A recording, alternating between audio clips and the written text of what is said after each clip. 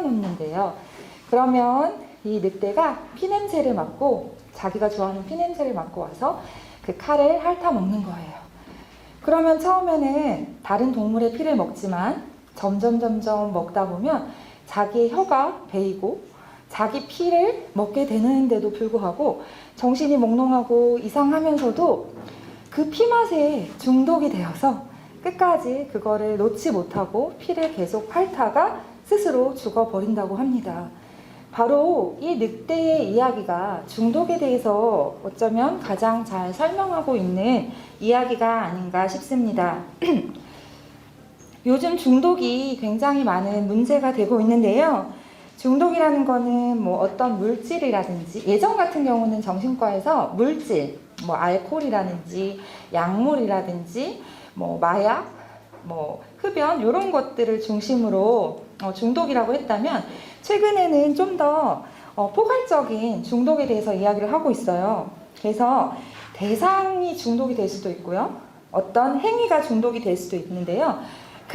그런 대상이라든지 물질이라든지 그런 행위에 대해서 집착이 심해져가지고 그것이 삶에 심각한 영향을 끼치는 것을 바로 중독, 그리고 조절력을 잃어버려서 생활이 어렵게 됨에도 불구하고 그것을 멈출 수가 없는 상태가 바로 중독이라고 합니다.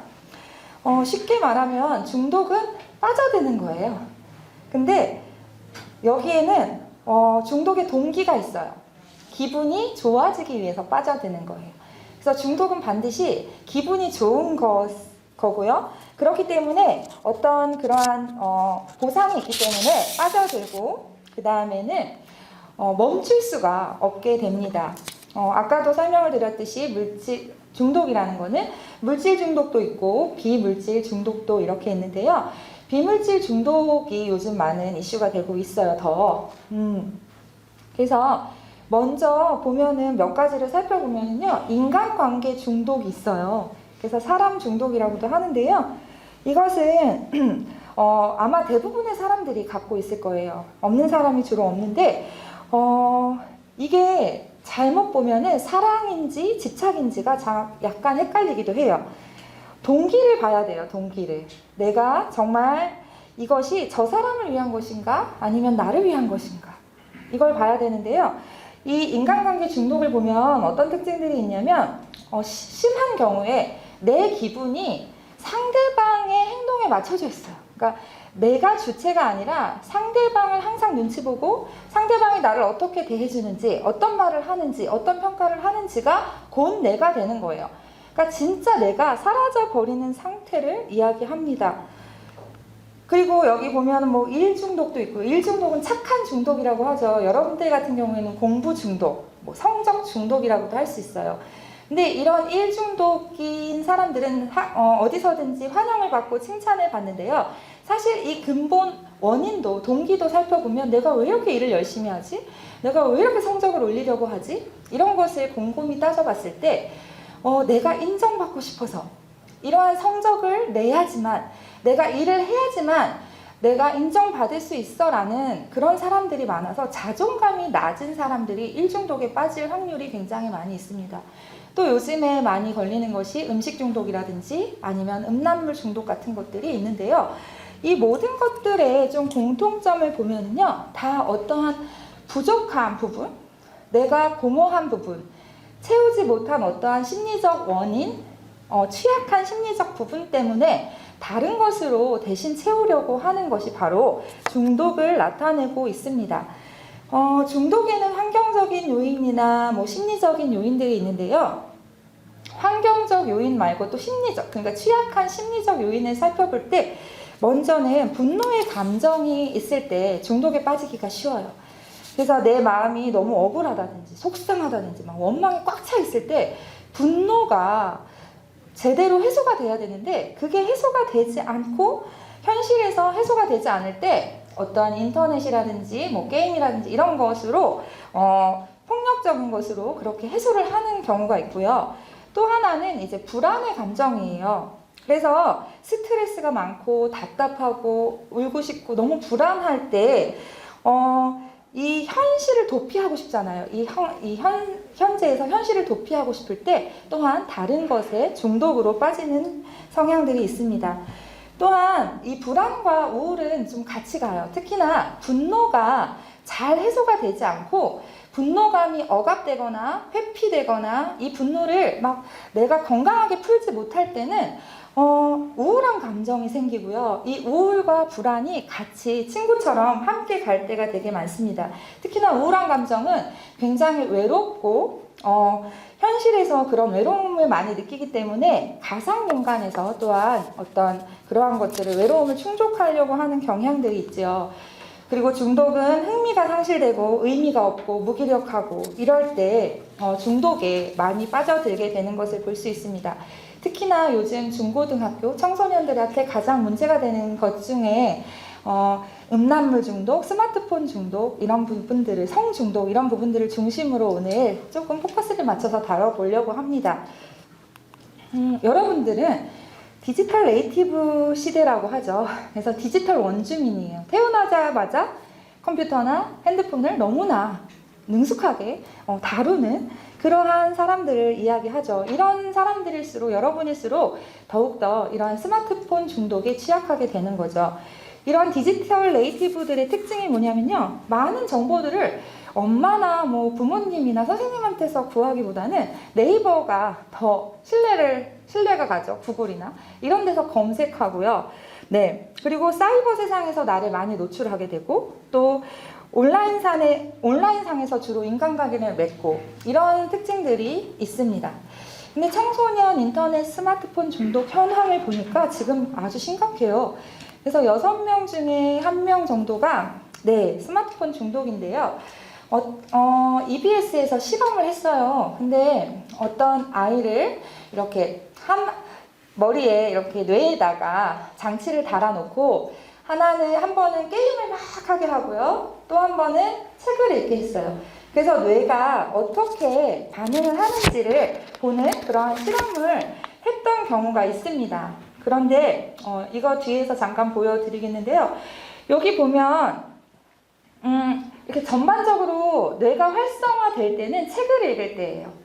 근데 보면은 게임을 했을 때는 다른 부분이 전혀 움직이질 않고 있죠. 뒷부분, 뇌에서도 이 전두엽이 가장 중요하거든요. 이마 쪽에 있는 특히나 전전두엽이라는 곳이 인간을 인간답게 하는 기능인데 생각하고 공감하고 또한 공부하게 하고 또 여러 가지 판단하게 하고 창의적이고 이러한 모든 일들을 감당하는 뇌가 바로 전전두엽인데 동물의 뇌라고 부르는 그러한 뒷뇌만 이렇게 발달을 하는 그러한 모습들을 볼 수가 있었습니다. 근데요, 청소년의 뇌는요, 발달을 해요. 25세까지 완성이 됩니다. 근데 뒤에서 앞으로, 아래에서 위로 이렇게 발달이 되는데 아직 전부 다 발달이 되지 않은 상태에서 이러한 중독에 빠져버리게 되면 뇌에 심각한 영향을 주게 되겠죠. 네. 그래서 아까도 말씀드렸지만 전두엽의 기능이 굉장히 중요하다고 했죠. 그래서 미래에 대한 계획 능력도 세울 수 있고요. 주의 집중력도 이 전두엽에서 나오고 사리 판단을 하고 충동을 억제하고 조절할 수 있는 능력인데 이 부분이 잘 활성화되지 않으면 그런 동물적인 본능들 중심으로 살아나는 그러한 문제가 생기겠죠. 그래서 굉장히 무서운 것이 캐나다 라발 대학교에서 실험을 했는데요. 뇌가 손상된대요. 이렇게 부식되듯이. 철이 아무리 튼튼해도 부식이 되면 이렇게 가루처럼 돼버리잖아요. 그런 것처럼 뇌가 음란물을 장기적으로 신청했을 경우에 뇌가 부식되는 그러한 일들이 있다라고 합니다. 그래서 제가 초등학교 아이들 학교에 가서 강의할 때는요, 그 페트병 있잖아요. 페트병을 물 없는 페트병을 들고 얘들아, 너네가 만약에 나쁜 영상을 많이 보면 어떻게 되는 줄 알아? 이걸 너네 뇌라고 할 때 한 번에 쫙 찌그러져 라고 말하면 이게 소리가 엄청 크거든요. 그러면은 막 다들 깜짝 놀라고 굉장히 현실적으로 받아들이게 되는 것 같아요. 자, 우리가 우리 뇌를 망가뜨리는 게 바로 음란물인데요. 이 음란물을 많이 보게 되면 기억력이 뚝뚝 떨어지고 그리고 또 이 공부를 잘 할 수가 없겠죠. 네, 당연히 공부를 잘 할 수가 없겠죠. 근데 우리가 하나님이 주신 몸은 참 신기해서요. 이러한 많은 신경 전달 물질들이 있어요. 도파민, 뭐 옥시토신, 바소프레신, 엔돌핀, 세로토닌 같은 좋은 물질들이 많이 나오는데요. 이러한 것이 그 도파민 같은 경우는 공부할 때도 막 나오잖아요. 근데 음란물을 볼 때도 나오는 거예요. 옥시토신 같은 경우도 사랑 호르몬이라고 하잖아요. 엄마들이 아기 낳았을 때 그렇게 막 젖을 막 먹이고 사랑으로 품어주고 이런 것들도 다 옥시토신, 사랑 호르몬이라고 하는데, 문제는 음란물이나 게임이나 나쁜 영상을 볼 때도 이런 것들이 나온다는 거예요. 그래서 이걸 정기적으로 시청했을 때 너무 많이 이런 데다 써버리니까 정말 필요할 때, 공부할 때라든지 어떤 걸 집중할 때는 그거를 사용할 수가 없게 돼버리는 것입니다. 그래서 이게 큰 문제가 되는 거죠. 네.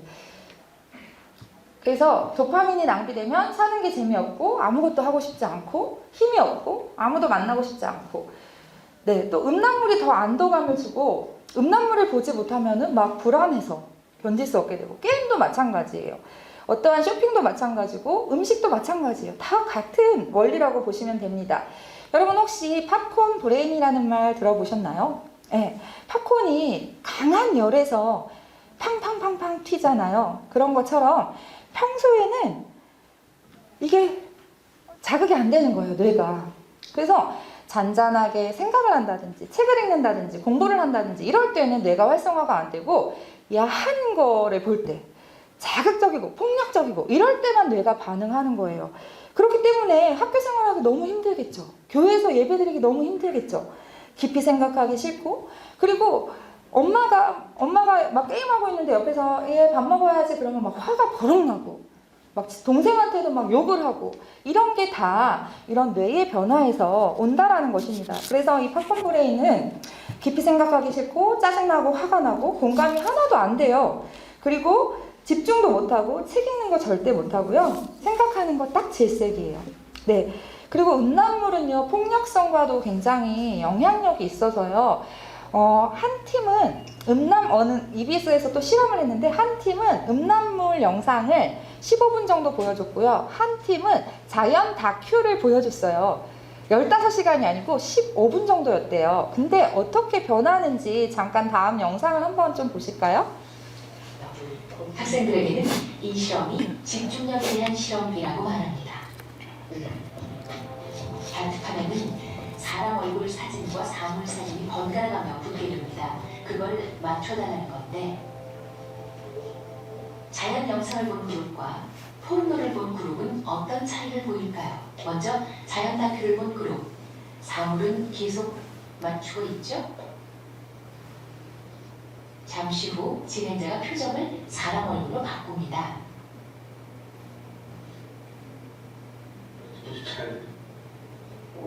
사람 얼굴은 별로 맞추고 싶지 않다.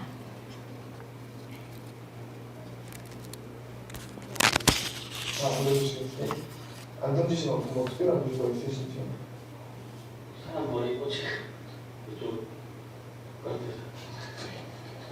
좀 전에 얼굴 인상이 좀 각별했을 수도 있죠. 슬쩍 사람 얼굴을 바꿔봅니다. 이번에는 여자 얼굴. 여자는 다른 학생은 어떨까요? 좀 사람한테 던지는 좀 그리고 사람 얼굴인데 나올 때또 귓구멍 나오는 거기 안 좋잖아요. 다음 보시다. 안 던지네요. 너무 예쁘게 생겼네요. 얼굴에 던지기 하죠. 안 던지시면 네. 그럼 포르노를 본 학생들은 어떨까요? 앞에 학생들과 차이가 있을까요?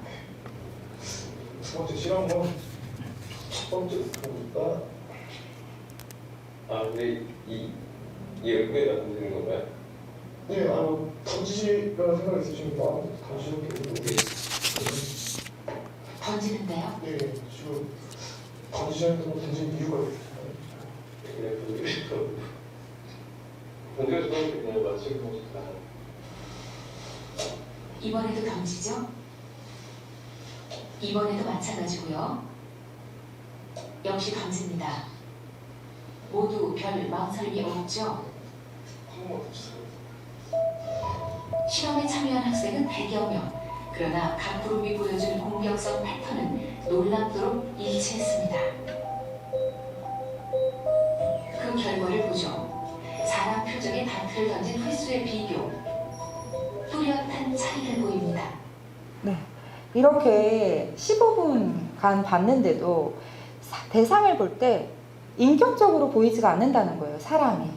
그래서 유물론적으로 보게 되는 그러한 일들이 일어나는 것으로 봤을 때 음란물이 얼마나 악영향을 줄 수 있는지를 볼 수 있고요. 요즘에 중독으로 또 되게 음란물로 문제가 되는 게 뭐냐면 그 동성애예요. 동성애 관련물이에요. 예전에는 동성애가 음란물, 청소년 유해 매체였는데 언제부턴가 그게 유해 매체가 아니게 됐어요. 그 한국 그 언론 보도 준칙에 따라서 그게 이제 협의가 돼가지고 그렇게 돼버렸는데요. 중요한 거는 네, 이거 잠깐만요. 네. 그래서 스마트폰에서 대부분의 청소년들이 성을 스마트폰에서 배운다는 게 문제예요. 그래서 어른들한테 물어본다든지 아니면 뭐 말씀을 통해서 배운다든지 이런 게 아니라 주로 아이들이 성을 스마트폰에서 배우는 게 문제인데요. 음란물의 종착역은 바로 범죄로 연결된다라는 거. 네. 그리고 아까도 말씀드렸듯이 동성애가 음란물로 굉장히 지금 문제가 되고 있는데 동성애라는 거는 사실은 호모섹슈얼리티. 그래서 동성 간의 성관계를 포함하고 있어요. 네. 이성애도 사실 이성애는 이성애라는 단어를 쓸 필요가 없어요. 근데 동성애라는 게 있기 때문에 이성애도 이렇게 만들어진 것 같은데요. 사실 이 동성애보다는 동성연애라는 표현이 더 적당하겠죠. 그래서 게이를 남자 동성애자라고 하죠. 그래서 MSM이라고도 불러요. 그래서 이거는 영어로 보면은 남자와 함께 네, 성관계하는 남자가 바로 남자 동성애자라는 뜻이고요. 네. 그리고 동성애자들이 자기네들이 쓴 논문에도요, 바로 이 MSM이라고 자기들이 그렇게 표현을 해요. 그래서 남자끼리 성관계하는 남자가 동성애자다, 게이다라고 표현을 하고요. 레즈비언 같은 경우는 여자끼리 성관계하는 여자. 그래서 WSW라고 이렇게 부르고 있습니다. 그런데 우리나라에서도 이러한 영향들이 굉장히 많이 지금 있어요. 그래서 한 영상을 한번 보실까요? 잠깐 이게 영상 나오나요? 네. 가족과 함께하는 즐거운 순간에도 보이지 않는 위험을 감지하는 2014년경 최고의 논란 문제들의 사각지대가 없어야 하니까요. 네, 쉽게 확 지나갔는데 여기서 혹시 보셨나요?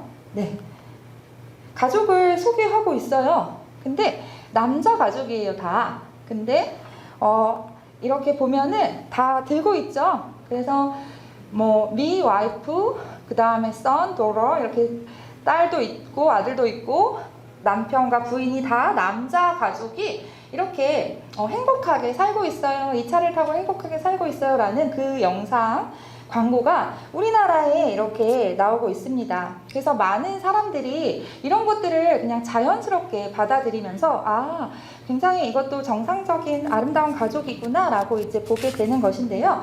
문제는 크리스찬들은 동성애를 어떻게 보아야 할 것인가에 대해서 굉장히 혼란이나 논란이 많죠. 크리스찬들은 어떻게 봐야 될까요? 하나님은 동성애자들을 사랑하실까요? 안 사랑하실까요? 당연히 사랑하시죠. 하나님께서는 동성애자들을 너무 사랑하시고 동성애자들을 교회에서 받아주기를 너무 원하시고 계시죠. 그런데 중요한 거는 우리 지난번에도 말씀드렸잖아요. 우리는 다른 세상의 안경이 아니라 하나님의 말씀의 안경을 쓰고 봐야 된다라고 했잖아요. 그렇다면 하나님께서 동성애를 무엇이라고 말씀하시는가를 우리는 진리인지 아닌지로 받아들이는 것이 중요하겠죠. 그것에 앞서서 먼저 과학적인 것도 굉장히 중요해요. 사실은 동성애가 선천적이다라는 그러한 그 연구 발표가 1994년에 딘 해머라는 사람을 통해서 발표가 됐어요.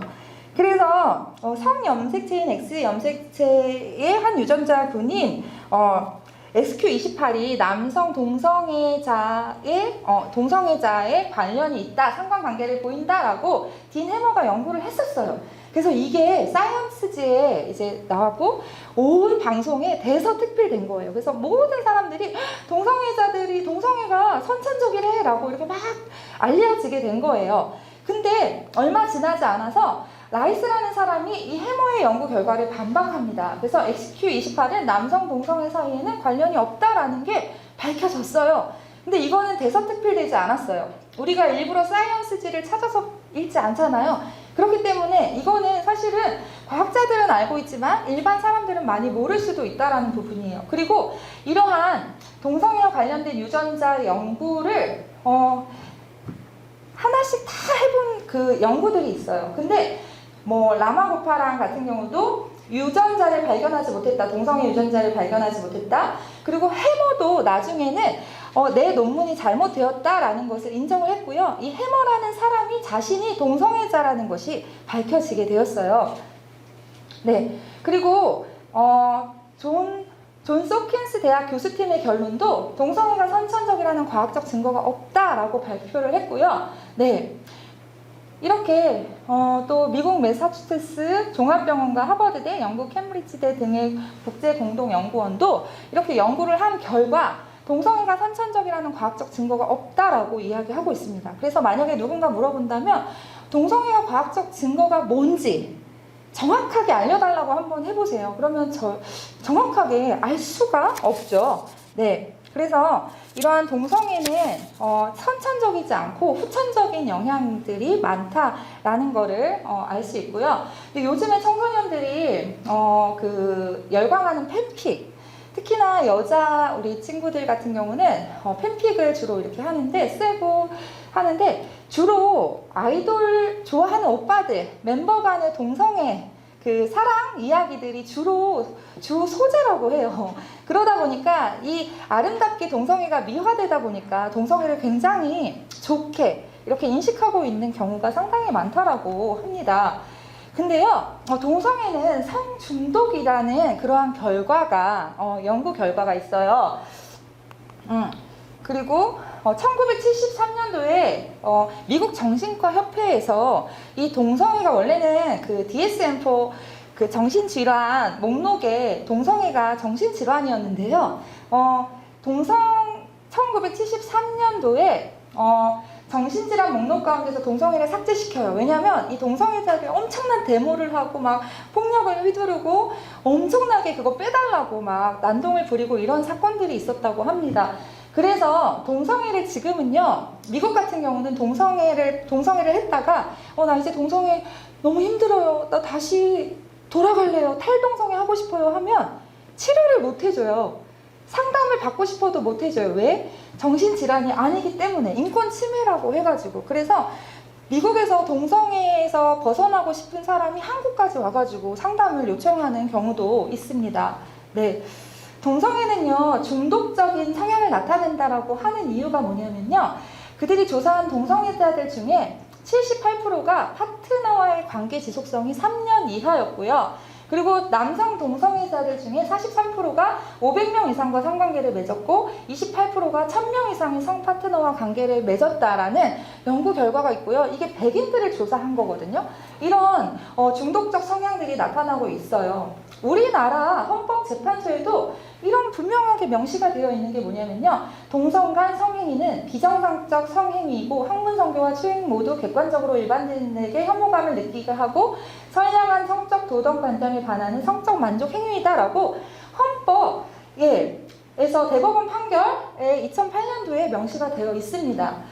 이분은 수동연세병원 염한섭 원장님인데요. 원래는 연세 세브란스 병원에서 일을 하시다가 우연히 에이즈 환자를 치료하게 되면서 에이즈 환자가 주로 동성애자들, 특히 남자 동성애자들이 성관계를 해서 에이즈를 걸리는구나 라는 사실을 알게 되었고, 그 에이즈 환자들이 얼마나 비참한지를 계속 보게 되었어요. 이분이 뭐라고 말씀을 하시냐면요, 그래서 수동연세병원이라는 곳을 만들어서 에이즈 환자들이 막 몰려들기 시작하는 거예요. 근데 이분이 이 죽어가는 사람들을 보니까 끔찍한 게 뭐냐면, 에이즈는 치료약이 잘 발달되어서 그거를 더 이상 이렇게 좀 지연시켜주는, 이게 완치는 안 되지만 지연시켜주는 그런 약들이 있는데 그걸 먹고요. 또 이렇게 이 바지에 보면 피가 이렇게 묻어 있잖아요. 이렇게 계속 막 샌대요. 그래가지고 이렇게 항상 묻히고 다님에도 불구하고 동성애자들끼리, 에이즈 걸린 동성애자들끼리 침대에서 성관계를 하고 있는 그러한 모습들이 여러 번 발각이 된 거예요. 그래서 간호사들이 놀래가지고 띄어내고요. 그리고 이렇게 보면은 화장실에 밑에가 이렇게 뚫려져 있잖아요. 이 이유가 뭐냐면 화장실에 가서도 그렇게 남자 동성애자들끼리 서로 관계를 한다라는 거예요. 그래서 수시로 이렇게 가가지고 발이 몇 개가 있는지 이렇게 세어보고 두 발이 이렇게 있으면 한 명이구나 이렇게 알고, 그러면서 이분이 알게 된 거예요. 아, 동성애가 중독이구나 라는 거를 이분이 깨닫게 된 거예요. 네, 홍석천도 언젠가 서울대 강연에서 남자 선배 300명 이상과 관계를 했었다라고 이렇게 고백을 했었는데, 네, 이거에 대해서도 막 뭐 논란이 있다 뭐 어쩐다 하는데 이것도 팩트 체크로 막 이렇게 돌아다니기도 하더라고요. 네. 근데 문제는요, 동성애로 인한 건강 문제가 굉장히 많아요. 그래서 대변 실금. 왜냐하면 하나님이 학문을 주신 이유는 그 목적이 있잖아요. 그런데 하나님이 주신 목적대로 행하지 않고 성관계로 사용을 하다 보니까 학문이 제대로 기능을 하지 못하기 때문에 대변이 줄줄줄 새는 이러한 대변 실금이 있고요.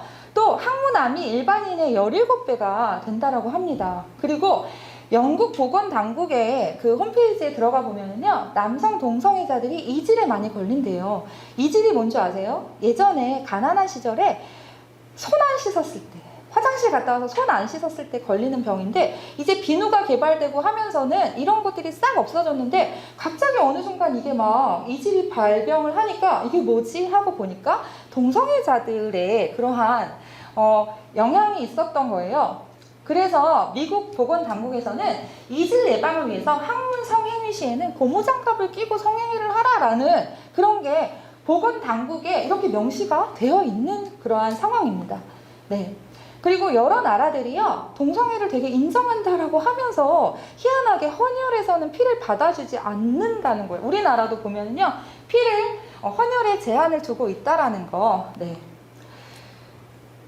그래서 이러한 음란물, 그리고 특히 막 최근 들어 동성애 이런 부분들을 많이 봤을 때 우리 청소년들이 어떤 실태 조사를, 행정안전부에서 실태 조사를 해보니까요, 매일같이 이렇게 음란물을 본 친구들, 노출이 된 친구들은 성추행과 성폭행의 충동을 느꼈다 5%, 음란 채팅을 했다, 음란 문자나 사진을 전송했다, 몰래카메라를 촬영했다, 그리고 성애화 현상, 친구가 성적 대상으로 갑자기 보이기 시작한다, 그리고 변태적인 장면도 자연스럽게 여기게 된다, 그리고 너무 피곤하고 집중력이 감소되고, 그리고 예전보다 더 자극적인 것을 자꾸 찾게 된다라는 이야기들을 하고 있습니다. 그래서 행정안전부에서는요, 음란물을 조금만 봐 이렇게 하는 게 아니라 차단이 답이야 라고 이야기를 해주고 있습니다.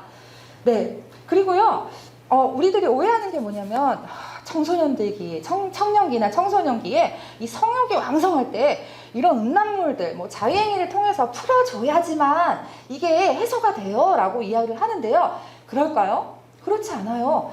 이 통영 초등학생 납치 살해 사건 범인이라든지 뭐 여성 납치 사건, 성폭행 사건, 이런 사건들을 통해서 범죄자를 잡아서 컴퓨터를 뒤져보잖아요. 스마트폰을 뒤져보면 엄청난 양의 이러한 음란물이 막 쏟아져 나오는 것을 볼 수 있다라는 거죠. 아니, 그렇게 많이 봤으면 해소가 돼야 되잖아요. 그래서 성적인 범죄를 저지르지 않아야 되는데 그렇지 않다라는 것을 알려주고 있다라는 사실입니다. 그리고 N번방 사건으로 떠들썩했던 협박자 안승진도요, 뭐라고 말하냐면 범행의 원인이 저는 음란물 중독이었습니다 라고 이야기를 합니다. 네. 그리고 안산 인질범 김상훈도요, 음란물 중독이었습니다. 그래서 제가 성도착증에 걸렸습니다 라고 이야기하는 것을 볼 수 있습니다. 네. 그래서 충북의 7개 고등학생 1,537명을 대상으로 설문조사를 한 경우에 매일같이 음란물을 3시간 이상 보는 학생 중에 거의 절반에 해당되는 47.6%가 성추행을 해봤다. 그리고 35.7%는 강간이나 준강간 행위를 저질렀고요. 음란물을 30분 이내로 보거나 전혀 보지 않는다고 답한 학생의 성범죄 비율은 2.9%에 그치는 것을 볼 수 있습니다.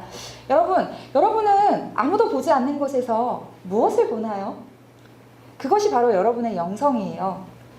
여러분이 이렇게 찬양하고 예배하고 말씀 읽고 하는 것도 굉장히 중요하지만 아무도 보지 않는 그 공간에서 여러분이 무엇을 보고 있느냐, 여러분의 스마트폰, 여러분의 노트북에서 어떤 것을 가장 많은 시간 보고 있는지 여러분이 보는 것이 바로 여러분입니다.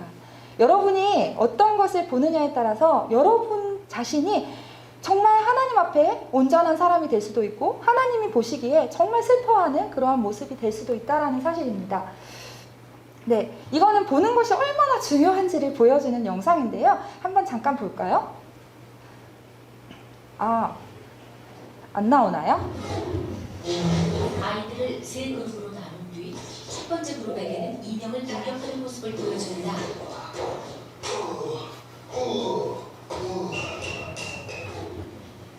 두 번째 그룹에게는 인형을 사랑하고 보살피는 온화한 모습을 보여줍니다.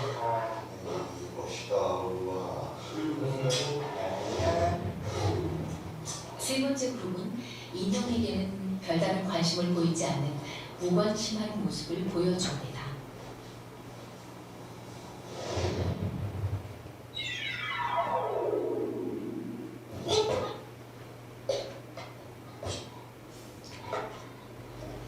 잠시 후 첫 번째 공격 모드를 본 아이들을 똑같은 방에 들여놓자 아이들을 들어오자마자 아까 모습 그대로의 모습을 모방합니다.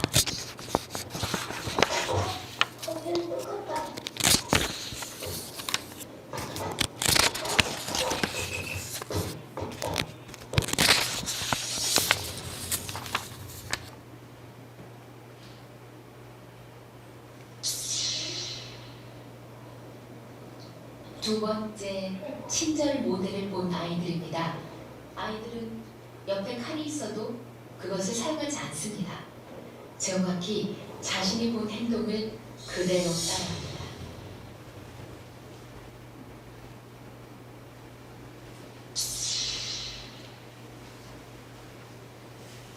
세 번째 그룹 역시 자신이 본 대로 합니다.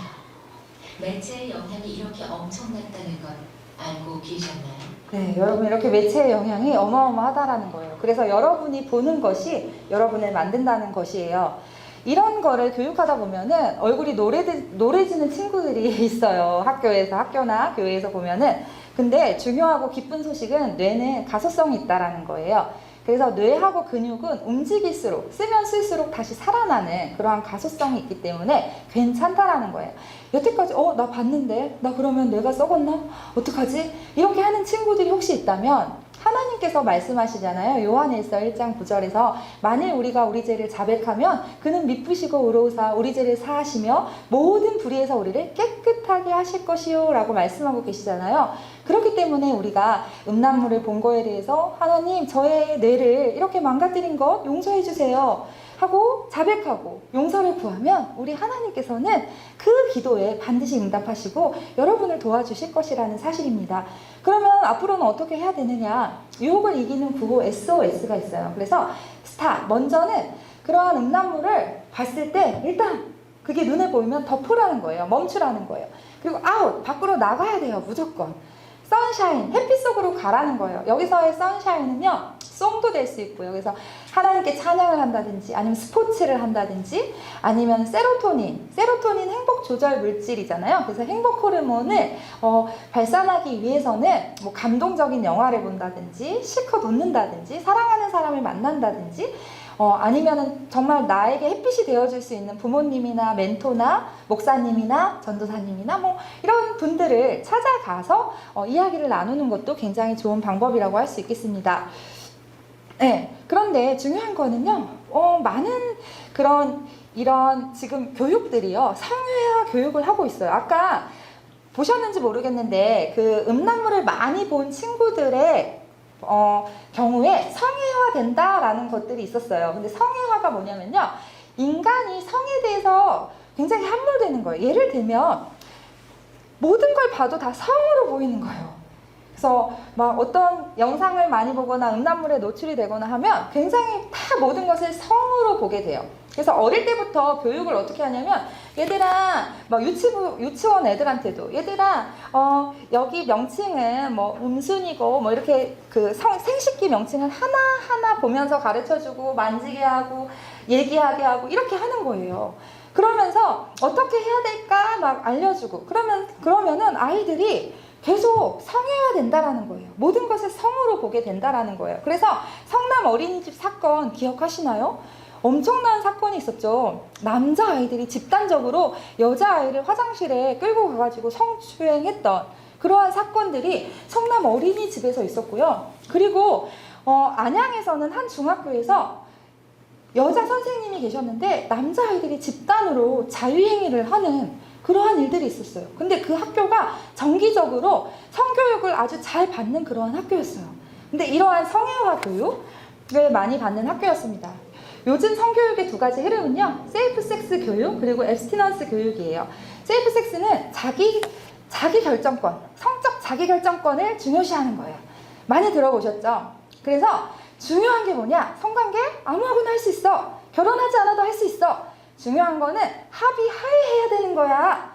친구라도 할 수 있고 누구라고도 할 수 있는데 서로 합의가 됐는지 안 됐는지 자기 성적 결정권이 중요해 라고 이야기하면서 그렇게 할 때는 콘돔이라든지 피임을 잘 해야 돼 라고 가르치는 교육이 세이프 섹스 교육이에요. 근데 앱스티넌스 교육은 뭐냐면 생명에 대해서 알려주고, 절제에 대해서 알려주고, 가정에 대해서 알려주고, 그리고 아름다운 가정을 이루기 위해서 절제해야 되는 그러한 것들을 알려주는 교육입니다. 근데 이 흐름이 99대 1이에요.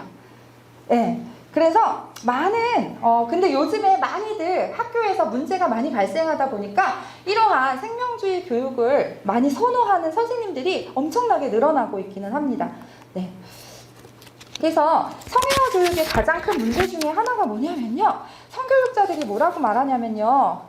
여러분, 첫 성관계 시작 연령이 몇 세인지 알아요? 라고 물어봐요. 그러면은 13.6세라고 막 해요. 그리고 어머니들 교육할 때도, 어머님들, 우리 애들 성관계 몇 살부터 하는지 아세요? 그러면 어머니들이, 글쎄요.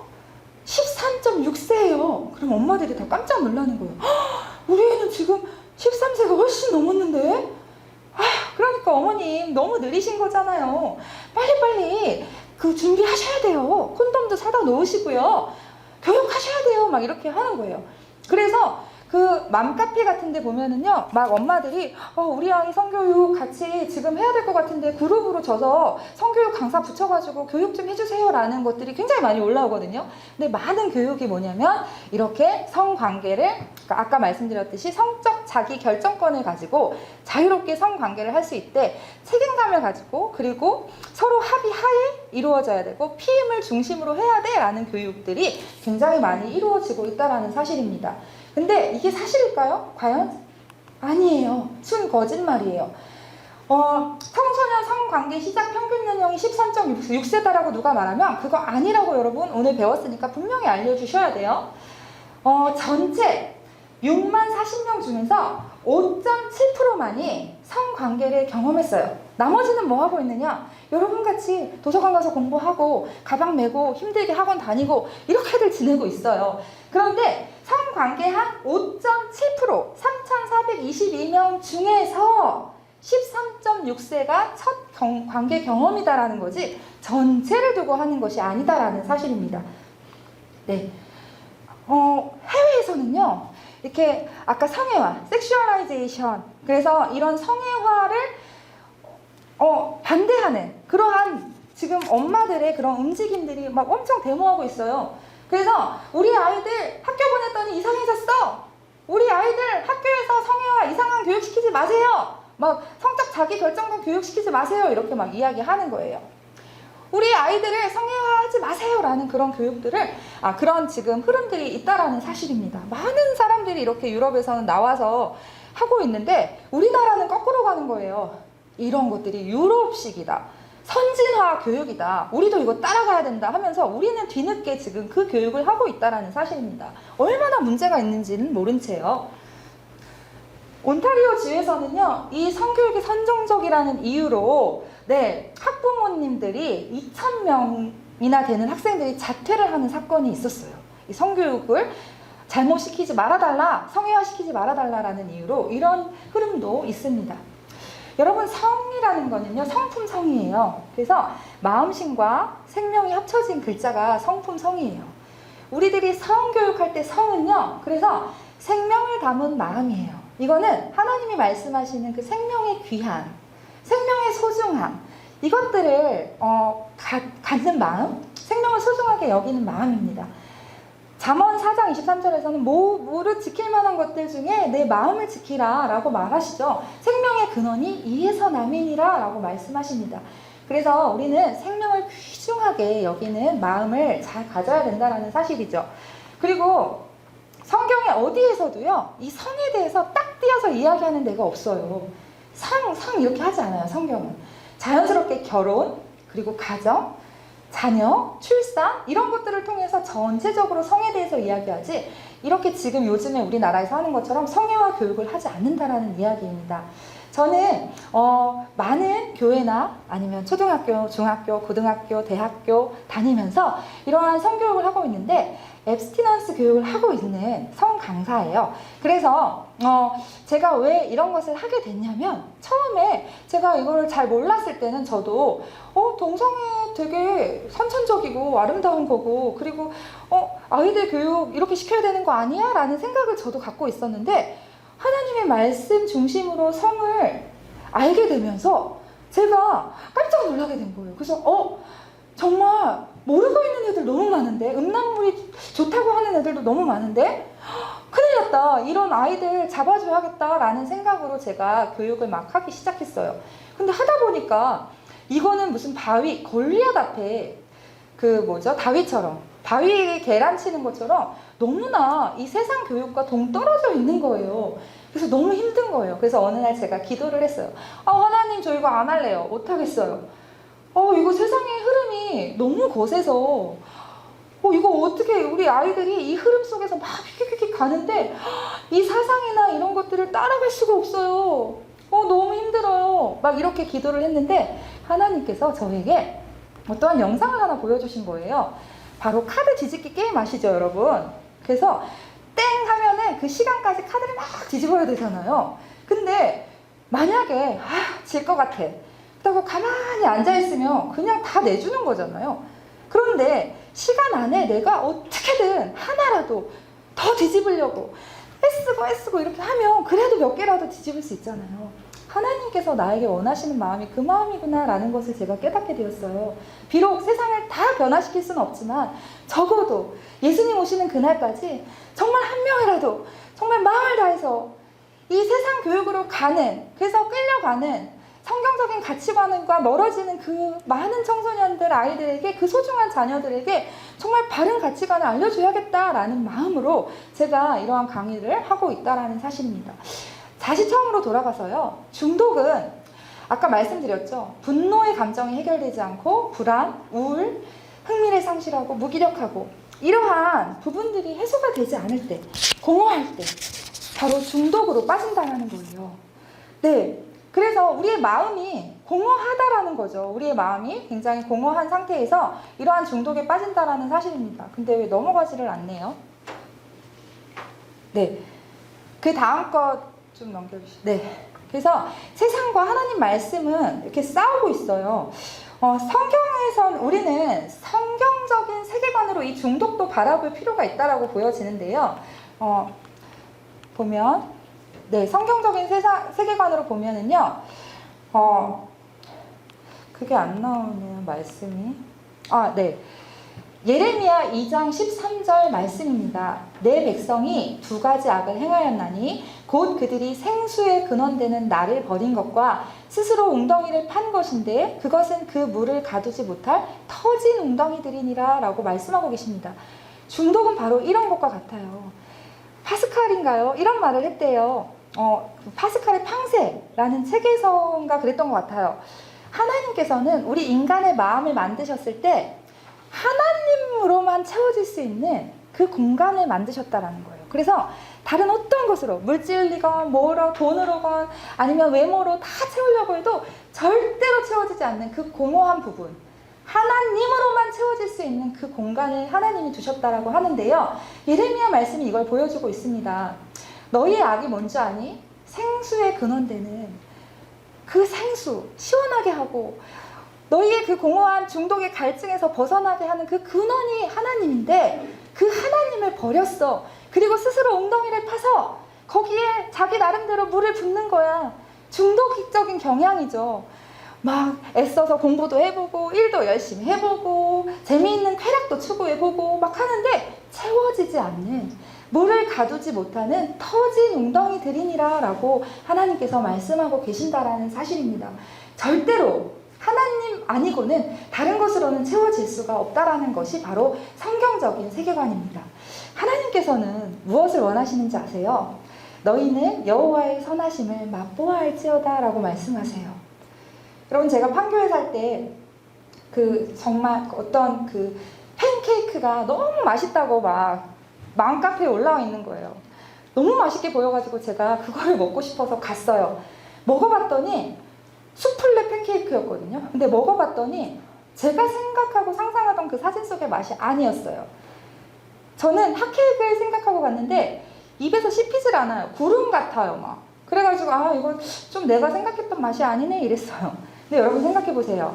이 팬케이크에 대해서 가장 잘 말해줄 수 있는 사람은 이거 맛있어, 별로야, 아이 그저 그래 라고 말할 수 있는 사람은 이 사진을 본 사람일까요? 아니면 누군가에게 이거 맛있다고 들은 사람일까요? 아니면 직접 가서 내가 먹어본 사람일까요? 내가 직접 가서 먹어봐야 이거 맛없어, 이거 맛있어 라고 이야기를 할 수 있잖아요.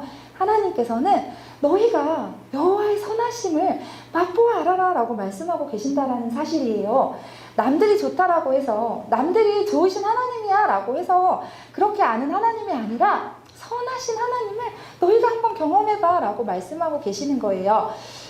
캐나다에는 호수가 있대요. 호수들이 많대요. 근데 이거 김민정 목사님 책에 쓰여져 있는 그림인데요.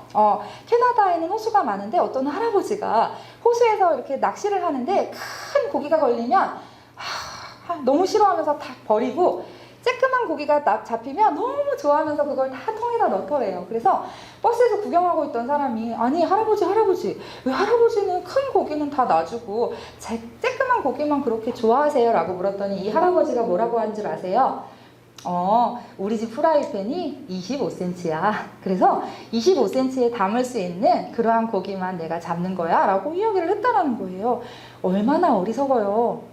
우리가 마치 그런 것과 같다라는 거예요. 내가 이해할 수 있는 내 생각의 프라이팬 안에서 이해되는 거는 받아들이고 그렇지 않은 거는 다 버려버리는 거예요.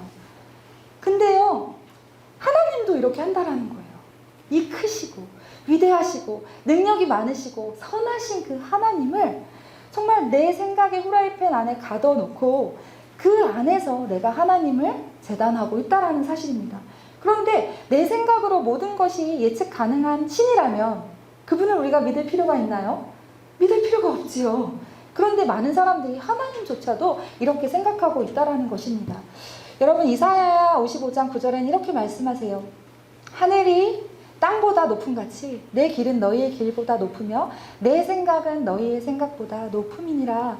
아무리 하나님의 생각이 어리석어 보이고 나는 너무 미련해, 나는 너무 사랑받지 못해, 나는 너무 못생겼어, 나는 너무 뚱뚱해, 나는 너무 불행해 라고 생각하고 하나님을 원망한다고 할지라도 하나님이 우리를 이렇게 지으신 이유가 있다라는 사실이고요.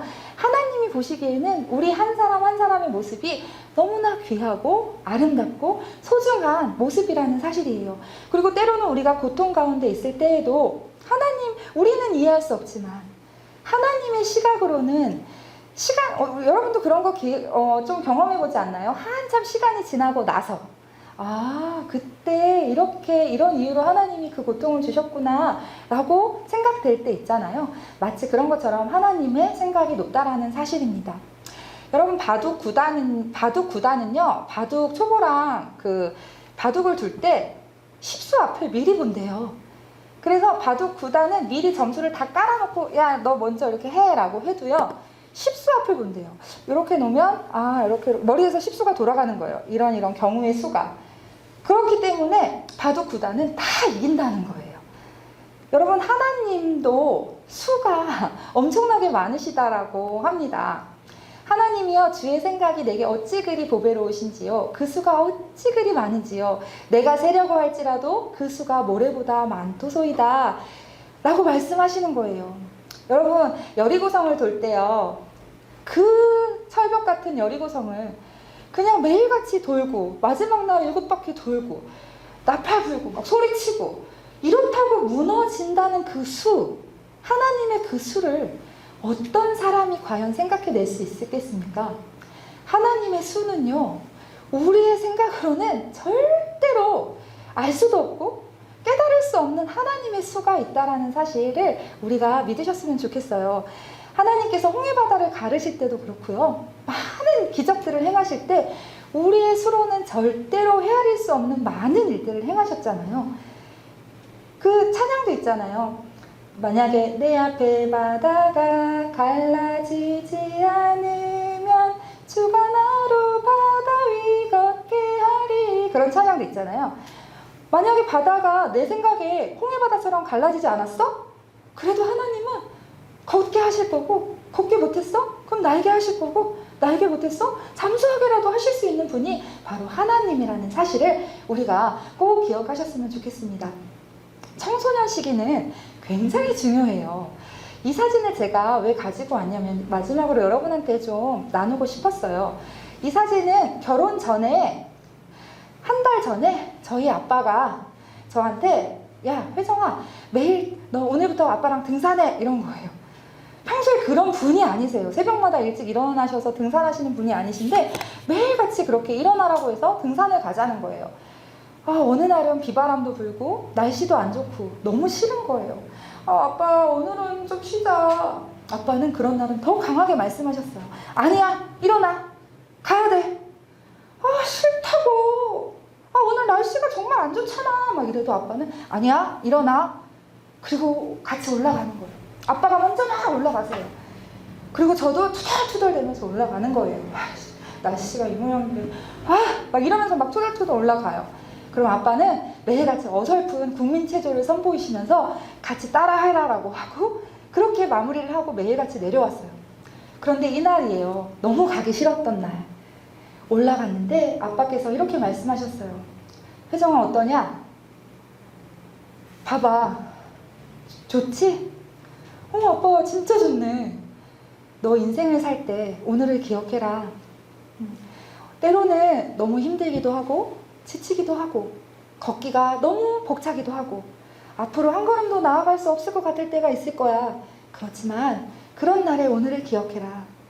그런 날에도 한 발짝 걷고 그런 날에 더 열심히 행하다 보면 다른 날씨가 좋은 날보다도 더 뿌듯하고 더 기쁘고 더 행복한 그러한 경험을 너가 할 수 있을 거야 라고 말씀을 하셨어요. 저는 이 아빠의, 지금은 돌아가셨지만 이 아빠의 이때에 이러한 한 달 동안에 아빠랑 같이 등산을 했던 그 시간들이 아빠가 주신 제 인생에서의 가장 큰 선물이라고 생각을 합니다. 여러분, 청소년기에는 연애가 더 중요할까요? 아니면은 우정이 더 중요할까요? 제가 이 말씀을 왜 드리냐면 많은 친구들이 청소년기에 나는 왜 연애를 못하지? 나도 연애하고 싶어. 막 이렇게 많은 얘기들을 하는 것 같아요. 그리고 나는 왜 좀 즐겁게 살고 싶은데 난 맨날 이렇게 고리타분하게 살아가야 되지? 라고 생각하는데요. 네, 연구 결과가 미국 버지니아 대학교에서 뭐라고 했냐면 10대에게는 사랑보다 우정이 더 중요하대요. 그래서 동성 간에 친구 관계를 잘 맺은 사람들이 나중에 보니까 결혼도 사회생활도 더 잘하더라는 거예요. 여러분께 제가 말씀드리고 싶은 것이 있었어요. 바로 또 헤리티지 재단에서 연구 결과가 나오기를 이성교제를 늦게 할수록 성병이 덜 걸려서 건강하고요. 결혼생활이 더 안정적이고요. 그리고 덜 가난하다라는 그러한 연구 결과도 있더라고요. 네, 여러분의 인생이 바로 통장과 같다라는 거예요. 지금의 인생에 여러분의 통장에 엄청난 돈이 있어요. 근데 그거를 지금 당장 써버릴 수도 있고요. 나중에 참았다가 어차피 여러분 돈이에요. 그래서 그 돈을 정말 필요할 때 결혼 자금으로 집을 살 때 뭐 이렇게 쓸 수가 있다라는 거예요. 근데 여러분이 지금 엄청난 돈을 여러분이 가지고 있는데 지금 아무리 쓴다고 해도 뭘 위해서 쓸 수 있을까요? 여러분 선택하세요. 여러분의 인생이 정말 중요하고 지금 잘 간직해 놨다가 어차피 여러분 거지만 지금의 이 시간에 여러분이 절제하고 생명을 소중히 여기고 미래를 준비하고 이런 청소년기에 가장 훈련을 잘할 수 있는 타이밍이라는 거예요. 비록 공허하고 힘들고 어렵지만 이 시기를 잘 견디는 것을 바로 만족지연이라고 해요. 그럴 때 이 시기를 그냥 펑펑펑펑 시간 다 써버린 친구들과 이 시기를 정말 소중하게 여기고 인내하고 힘들고 어려워도 꿋꿋하게 참고 견디고 기도하고 미래를 위해서 준비하고 나아간 친구들의 인생이 같을 수 있을까요? 여러분 결론을 맺고 싶습니다. 하나님께서 여러분에게 정말 귀한 인생을 주셨고 그리고 여러분이 많은 세상 사람들과 많은 세상의 미디어들 속에서 내 인생은 왜 이러지? 자꾸 비교하고 때로는 너무 내가 힘들어서 지치고 넘어지고 그럴 때가 있을지라도 오늘 정말 공허한 마음은 오직 하나님으로만 온전히 채워질 수 있고 모든 중독은 그건 정말 중요한 거 빼먹었는데요. 중독에 있어서 치료에 있어서 가장 중요한 게 뭐냐면요. 중독은 그걸 끊는 데서 해결책이 나는 게 아니에요. 술을 끊으세요. 그래서 끊었어요. 근데 그걸 대체할 즐거움이 있어야 돼요. 만약에 끊었는데 대체할 즐거움이 없다면 중독은 온전히 해결되지 않아요. 그래서 술을 끊는 것보다 중요한 거는 즐거워지면, 행복해지면 술은 끊어지는 거예요. 여러분이 지금 뭔가 힘들고 어렵고 어떤 중독에 빠져 있다 할 때 하나님이 여러분의 생수의 근원 되신다는 사실을 기억하고 여러분의 채워지지 않는 그 갈증을 하나님으로 채울 때 그 즐거움 가운데 거할 때 예배가 회복되고 말씀이 회복되고 기도가 회복될 때 여러분들의 그 중독은 자연스럽게 해결되고 여러분들의 공허한 마음 가운데 풍성함이 있을 줄로 믿습니다. 네, 오늘 들어주셔서 감사하고요. 잠깐 기도하고 마치도록 할게요.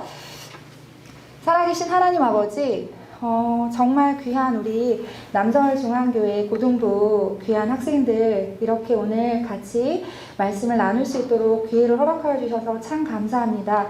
하나님께서 이 자리에 정말 부르신 이유가 있은 줄 믿습니다. 이 시기는 너무나 공허하고 많은 청소년들이 중독에 빠져있고 공허함에 빠져있고 삶에 지쳐서 삶의 무게가 너무 힘들어서 죽고 싶다고 이야기하는 친구들도 너무나 많이 있고 가정에서 벗어나고 싶다고 하는 친구들도 너무나 많이 있습니다. 하나님 아버지, 우리 친구들이 정말 세상의 어떠한 환경에서도 하나님 아버지가 우리의 마음에 생수의 근원 되신다라는 사실을 기억하고 하나님이 얼마나 좋으신 분이신지를 맛보아 알 수 있는 그것을 경험하고 행복하게 생활을 잘 해나가고 이 아름다운 청소년기를 잘 인내하고 절제하고 생명을 소중히 여기는 마음으로 잘 지내서 정말 하나님이 계획하시는 아름다운 결혼, 아름다운 가정, 아름다운 그러한 직장 생활을 앞으로 미래에 잘 해나갈 수 있는 우리 청소년 한 명 한 명이 다 될 수 있도록 축복하여 주시옵소서. 모든 것 감사드리며 살아서 역사하시는 예수님의 이름으로 기도드렸습니다. 아멘. 오늘께 감사의 박수 드리겠습니다.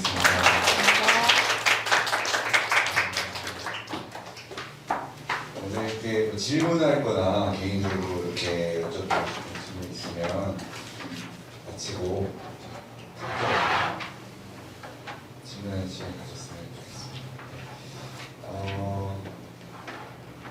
그래요. 네. 너무 귀한 강의 들었는데 한 가지 놓고 함께 기도했으면 좋겠습니다. 기도하실 때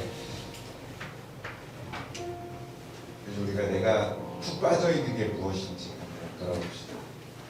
하나님 외에 다른 것에 빠져 있었던 나를 돌아보면서 하나님으로만 만족하지 못하고 중독되었던 나를 돌아봅니다.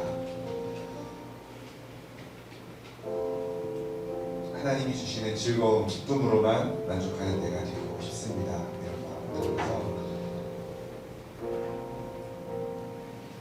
묵상해도 좋습니다. 저희 나의 기도 올렸으면 좋겠습니다. 기도합시다. 네, 오신 하나님,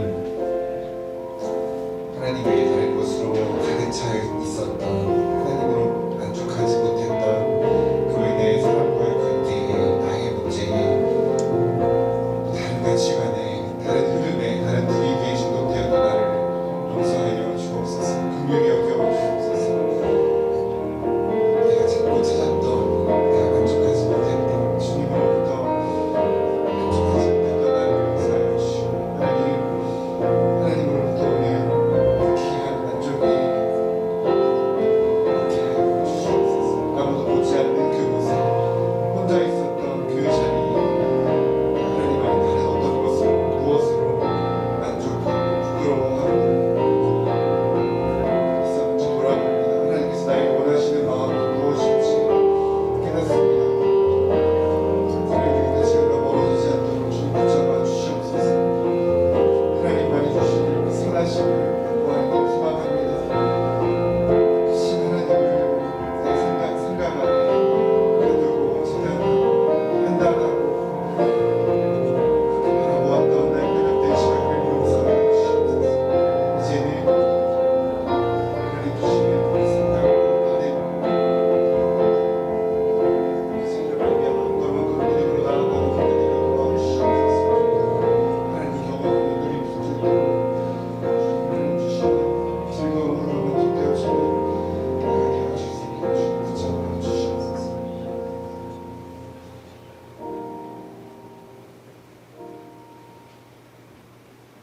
하나님, 이제는 하나님으로만 가득 찬 소중한 내가 되기를 소망합니다. 귀한 강사님 보내주셔서 깨닫게 해주시고 마음속에 심기게 해주신 작은 씨앗들이 내 마음대로 내 생각대로 사는 인생이 아닌 하나님 보시기에 귀히 여기고 참을 줄 알고 인내할 줄 알고 하나님 보시기에 소중한 인격체로 자라갈 수 있도록 예수님의 최애가 나임을 깨닫는 우리가 될 수 있도록 주님 인도하여 주옵소서.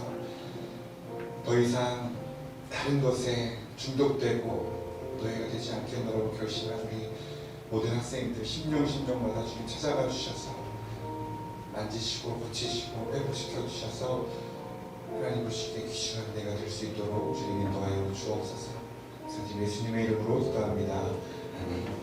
지금 우리 주 예수 그리스도의 은혜와 크신 하나님의 사랑하심과 성령의 인도 교통하심의 역사가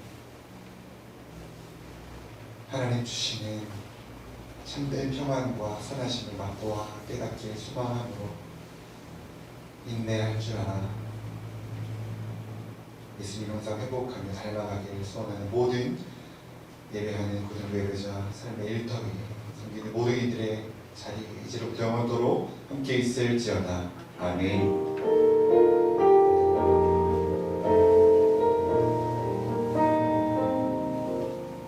하나님 영광의 박수 올려드립니다.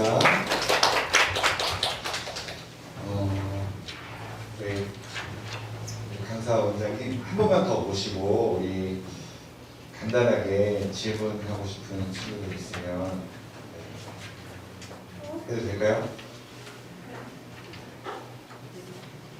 우리 강사 원장님 잠깐 모시고요. 우리 짧게 질의응답하는 시간 갖겠습니다. 네, 질문 있으신 분 해주세요.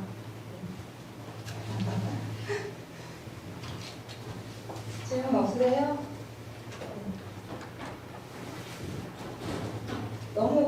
너무 강의가 100%였어요? 질문이 왜 없지? 네, 궁금한 거 없으세요?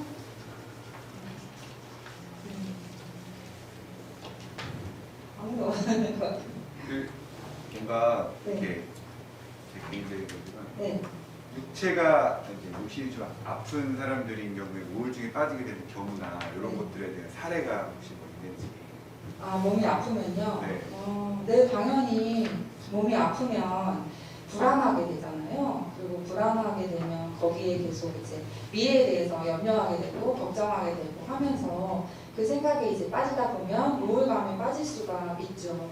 그리고 우울하다라는 거는 사실은 불행한 사람들의 특징은 뭐냐면 현재와 미래, 그러니까 내가 생각하는 기대와 지금의 내 모습에 차이가 크면 클수록 불행하다라고 느끼거든요. 근데 내가 건강하게 생각하는 미래, 내 미래가 내 나이면 이렇게 건강해야 되고 이 정도는 돼야 되는데 내가 지금 몸이 아파? 그러면 미래를 생각해보고 이게 과연 고쳐질까? 라는 어떠한 그 괴리가 크기 때문에 당연히 우울감이 있을 수 있습니다.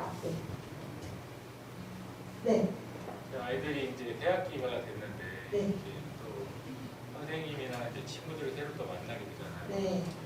아직까지는 이렇게 조심스러운 그런 상황들인데 네. 그 아이들하고 잘 이렇게 유대관계를 맺을 수 있는 그런 방법 같은 거 있어요. 아이들과 유대관계를 잘 맺을 수 있는 방법이요.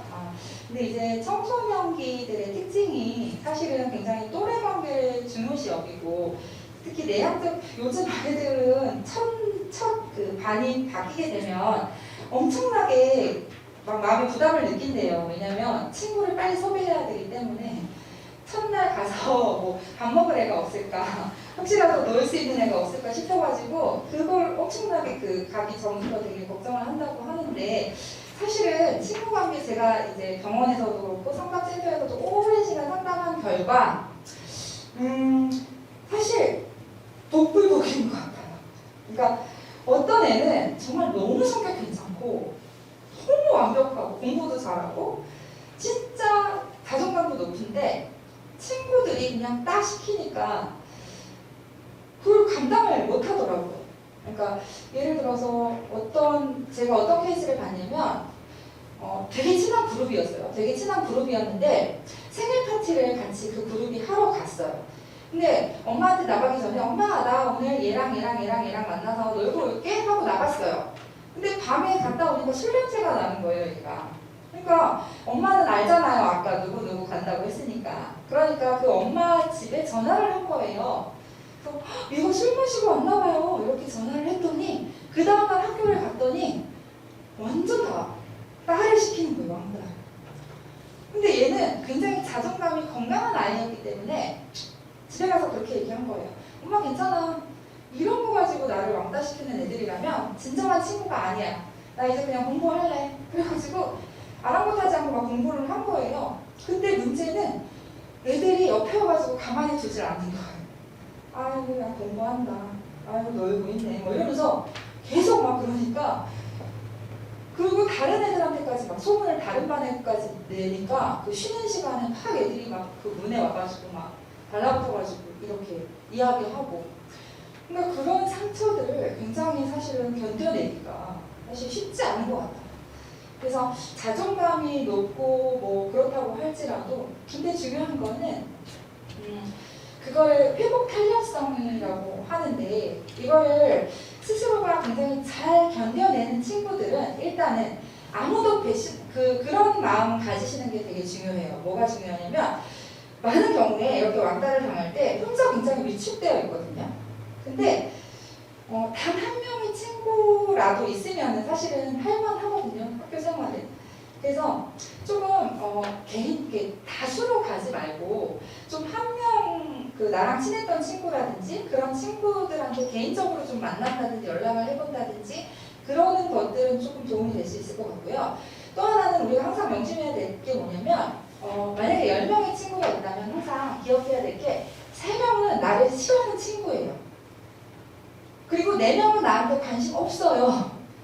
그리고 3명만 나 좋아하는 친구거든요. 근데 많은 친구들은 이 10명이 다 나를 좋아해야 된다라는 그런 생각을 가지고 있는데 사실 친구 관계를 잘하는 방법 중에 하나는 모든 사람한테 다 내가 칭찬받고 내가 요강 먹고 그래야 된다라는 생각에서 일단 좀 자유로워질 필요가 있어요. 욕먹을 각오를 하시라는 거예요. 그래서 아델러의 미움받을 용기라는 책이 엄청난 베스트셀러잖아요. 그게 되게 중요한 게 뭐냐면 까요 가는 거예요. 나 싫어하는 사람 당연히 있어. 나 욕먹을 사람 있어. 근데 거기에 에너지를 막 너무 두지 마시고 나를 좋아하는 그 사람들에게 좀 에너지를 쓰는 게 되게 중요하고요. 아무도 친구가 없다. 만약에 그런 경우가 있어요. 그러면 친구 있어요. 누구냐면 바로 나 자신이 가장 좋은 친구가 될 수 있어요. 그래서 의미치료 그 로고테라피의 박상미 이현희 교수님 굉장히 유명하신 분인데 그분이 항상 강조하는 게 뭐냐면 여러분 내가 가장 좋은 친구예요 라고 이야기를 해요. 그러면서 나는 나를 배신하지 않는다는 거예요. 나는 나한테 가장 좋은 친구가 될 수 있다는 거예요. 그리고 항상 아까도 중독에 빠지는 이유 중에 이 막 친구들이 막 나를 안 놀아준다든지 아니면 친한 친구가 없다든지 그럴 때 우울하고 화가 나고 이런 걸 잘 표출을 못하면 이게 더 중독으로 빠지거나 문제가 생길 수가 있거든요. 깊은 우울로 가거나. 그렇기 때문에 그거 되게 중요해요. 여러분이 친구를 잘 사귀려면 일단은 감정을 잘 알아차리는 사람들이 돼야 돼요. 내 감정. 그래서 내가 지금 화가 났구나. 그러면 내가 나한테 말을 해주는 거예요. 혜정아 너 지금 화날만해. 타당화 시켜주는 거예요. 너 화날만해. 너는 그리고 화에는 반드시 소망의 감정이 같이 있거든요. 내가 원하는 게 안 될 때 화가 나는 거예요. 그럼 너 원하는 거 그거였잖아. 걔랑 잘 지내고 싶은 거였잖아. 근데 걔가 아까 너한테 그렇게 행동했어? 너 정말 화날만 해 라고 너 화 났겠다. 너 진짜 외로웠겠다. 혜정아 너 정말 슬펐겠다. 너무 기쁘겠다. 이렇게 감정을 좀 읽어주는 그러한 연습들을 하는 거 굉장히 중요하고요. 그리고 매일 내가 거울 보고 나한테 말하는 거 되게 중요해요. 그래서 왜 뇌는요. 내가 말하는 대로 회로를 형성하거든요. 내가 행동하는 대로. 그렇기 때문에 그 말도 항상 긍정적으로 하는 거. 그래서 만약에 내가 친구를 좀 잘 사귀고 싶다. 그러면 그 3월 2일날 만약에 계약을 하잖아요. 그러면 미리 그날을 상상하는 거예요. 그냥 상상을 해서 현재처럼 이야기하는 거예요. 오늘 반에서 나는 5명이나 마음에 드는 친구를 만나서 와 대박 너무 오늘 나 너무 기뻐 마치 된 것처럼 와 5월달인데 와 나 반장 선거에서 완전 인기 많게 투표됐네 와 나 너무 행복해 요즘 학교생활 너무 행복해 하고 현재형으로 어떠한 것들을 만들어서 매일 그것을 이야기하고 하다 보면 뇌가 나를 그런 사람으로 만들어봐요. 긍정적인 사람, 밝은 사람, 자신 있는 사람 이런 사람으로 만들어갈 수 있기 때문에 그런 것들이 좀 도움을 줄 수 있다고 볼 수 있겠습니다. 네. 아까 질문하는 거 연장인데 네. 그러면은 현재 컨디션이 조금 안 좋고 우리가 찾아봤을 때 그걸 잘 극복하는 이렇게 좀 좁힐 수 있는 어떤 방법이 있는지랑 그다음에 아까 연애랑 우정 중에 학생의 우정을 더 선택하는 네네. 그 출발점에서 나중에 영혼의 친구를 만들어가는 데 있어서 어떻게 아이들이 잘 지혜롭게 할 수 있을지 방법이 있다면 네네. 일단은 그 몸이 아픈 거는요. 일단은 진단을 좀 잘 받으시는 게 되게 중요한 것 같아요. 가끔 이제 제가 만나는 분들을 보면 어떤 분들은 몸이 아파서 오시긴 하거든요. 근데 사실 그게 정신과 연결되어 있으신 분들이 계세요. 그래서 여기저기 막 병원 내과도 갔다가 외과도 갔다가 여기저기 다 갔는데 안 돼가지고 남편이 이제 끌고 오신다든지 근데 처음에 되게 부인하세요. 나는 그냥 몸이 아픈데 나를 뭐 심리적으로 뭐 문제가 있다고 여기는 거야? 막 이렇게 하시면서 오시는데 사실은 좀 진단을 해보면 이게 심리적인 문제의 경우에는 빨리 심리적인 걸 해결을 해야 되고요. 그리고 이게 만약에 정말로 신체적인 증상이라면 신체적인 증상은 당연히 병원 가서 뭐 해결을 할 수도 있고요. 그리고 어떠한 그런 미래에 대해서도 마찬가지지만 어떻게 보면은 그 고통이 스펙이다. 그러니까 인생의 의미가 없어져서 사실은 굉장히 많이 우울하신 경우가 많거든요. 몸이 아프신 경우나 아니면 큰 트라우마가 있은 경우에는 좀 그런 인생의 의미가 없어져서 그런 경우가 참 많은데요. 사실은 그런 것들도 상담을 좀 추천하고 싶어요. 그래서 그 좋은 상담사를 이제 만나시면 그 의미를 찾아주고 그리고 내 인생에 대해서 비록 지금 좀 고통스럽다 할지라도 새롭게 나를 좀 바라보게 되고 내 인생의 의미를 깨닫게 되고 이런 부분들은 좀 혼자서 하기보다는 좀 통찰이 필요한 부분들도 좀 있거든요. 네, 그래서 그런 부분들은 좀 도움을 받으시면 좋지 않을까라는 생각이 좀 들고요. 그리고 영혼의 친구를, 이제 영적인 친구를 사귀고 좋은 친구를 사귀는 부분들은 아무래도 저는 그렇게 말하고 싶어요. 많은 친구들이 막 목숨 걸고 친구를 사귀어요. 근데 사실은 되게 금방 배신 많이 당하더라고요. 근데 에너지를 정말 나를 소중히 여겨주지 않는 그 사람한테 에너지를 막 다 쏟는 친구들이 있거든요. 근데 그거 좀 되게 저는 어리석다고. 그래서 막 그 친구한테 잘 보이려고 막 엄청나게 에너지를 팍 쓰는데 나중에 그런 애들이 주로 많이 좀 버림받거나 그런 경우가 되게 많더라고요. 그래서 조금 내 주관을 가지고 내가 정말 원하는 그 중심은 좀 있는 게 되게 중요하고, 그것을 좀 잘 나눌 수 있는, 그 좀 얘기하다 보면 이 깊이 소통이 되는 친구들이 있거든요. 그래서 그 소통이 되는 친구들을, 그러니까 처음에 이렇게 여러 명 이렇게 이야기해 보면서 내가 정말 맞는 친구를 만나서 그 친구랑 좀 깊게 이야기를 하면서 지내보는 것이 되게 좋지 않을까라는 생각을 해봅니다. 네. 네. 감사합니다.